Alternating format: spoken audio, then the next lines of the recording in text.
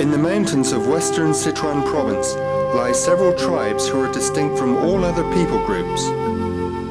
They are officially classified as Tibetans, yet they do not speak Tibetan as their first language. They speak languages that are related to their ancestors, who are of the Qiang minority, yet they are not Qiang people, since they have adopted Tibetan culture and customs. They are known by researchers as Qiangic-speaking Tibetans. Yet most other people outside of their region have never heard of them. Until now, these unique tribes have not yet had an opportunity to hear of their creator and true God.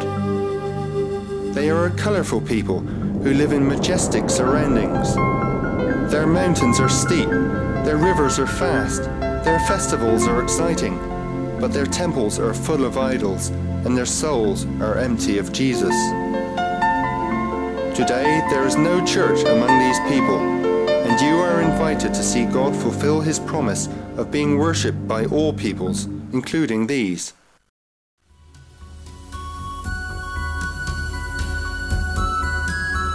The Qiangic Tibetans have adopted many aspects of Tibetan culture and follow the Tibetan Buddhist and Bon religions, which is why they are officially registered as part of the Tibetan nationality.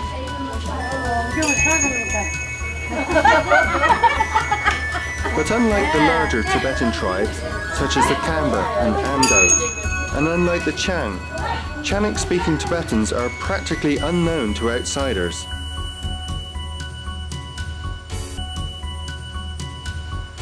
Many things remain to be discovered about their background, culture and languages. Each of these Qiangic Tibetan groups have their own unique history and customs, yet they all share some common characteristics.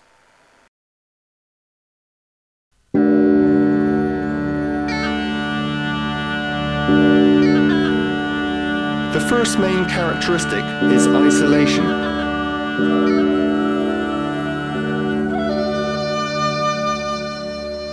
The unique identity of Qiangic Tibetans has survived for possibly thousands of years because their mountain fortresses were so difficult to reach.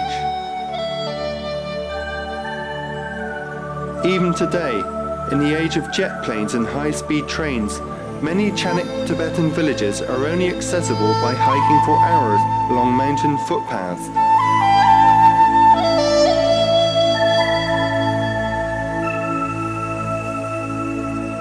Language also sets these people apart as outsiders. Since the native languages that these Tibetans speak are related to the Qiang language, everyone must learn Tibetan or Sichuanese in order to communicate with people outside their ethnic group. The Qiangic languages have no written script. There are no newspapers or textbooks in these languages, and there are no schools that teach them.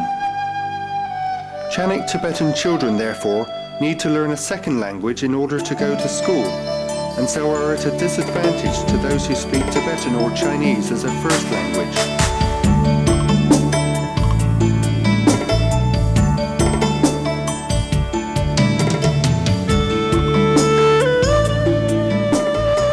The western region of China has generally not experienced the economic boom that has so affected the coastal regions of the country. And especially in the rural areas of the West, the standard of living is much lower than in the cities such as Shanghai or Shenzhen. However, Qiangic Tibetans, because of difficulties in travel and communication, have been even more isolated from the kind of economic advantages enjoyed by people in the larger cities or around the coast. Nevertheless, in recent years, this characteristic isolation of Qiangic Tibetans has rapidly decreased. Even now, the roads throughout the ethnic corridor of Sichuan are being improved in order to open up and develop the area. Better roads mean that it's easier for people to travel out looking for work, and for outsiders to travel in. An emphasis on tourism is opening up new areas to development. Areas that were previously little known and rarely seen are now regular destinations for tour buses. Some of the small farming communities are being changed forever as new hotels and restaurants appear.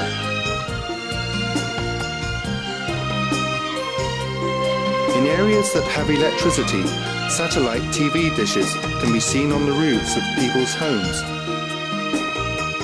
As the outside world becomes more familiar with these isolated communities, they are also learning much about the world outside their valleys through television and radio programs. Though it is still difficult to travel to many of their villages, Qiangic Tibetans are more accessible now than ever before in history.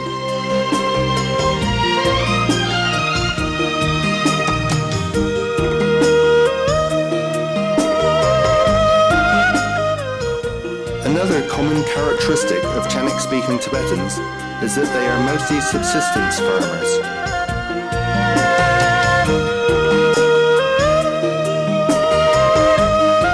They farm the narrow valley floors and the terraced mountainsides that are not too steep.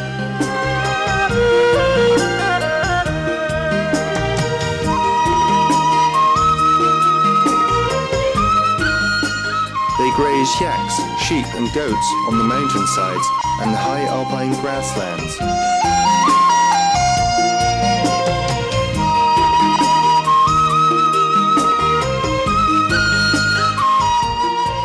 They grow enough to eat, and in order to make money, the men go away to work in jobs such as truck driving, or building roads, or in city construction crews.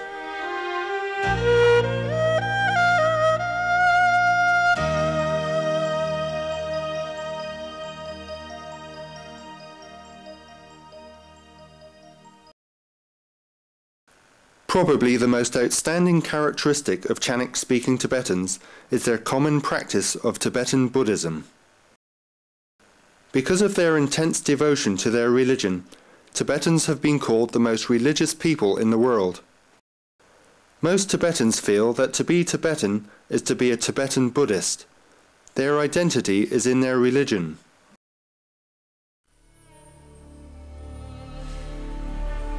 These then are the Qiangic-speaking Tibetans of Sichuan, a people who remain in darkness and without hope.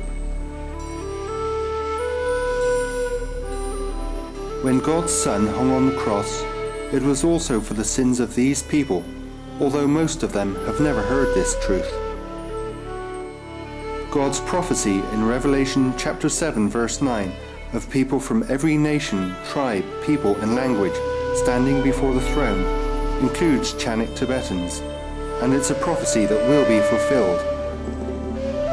However, at this point, most Qiangic Tibetans have never even heard of Jesus Christ.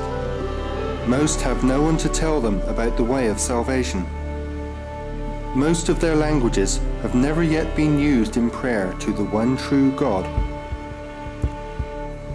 None have a local church with people from their own language. Qiangic Tibetans of Sichuan will hear about Jesus when some of God's people leave their homes, go to them and tell them. They have been neglected for too long, lost in darkness for countless generations, unable to hear the good news of Jesus Christ. God is going to fulfill His purposes among the Qiangic-speaking Tibetans of Sichuan's ethnic corridor. Are you willing to be a tool in His hands to bless these people?